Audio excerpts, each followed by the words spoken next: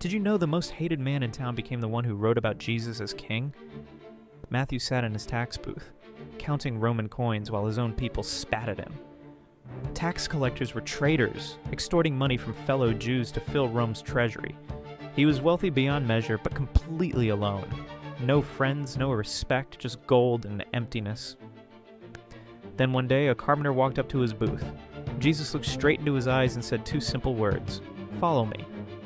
In that instant, everything changed. Matthew left his profitable business, his security, his entire life behind. He threw a massive feast, inviting all his tax collector friends to meet Jesus. The man everyone despised became the gospel writer who revealed Jesus as the promised Messiah, from traitor to apostle in a single moment.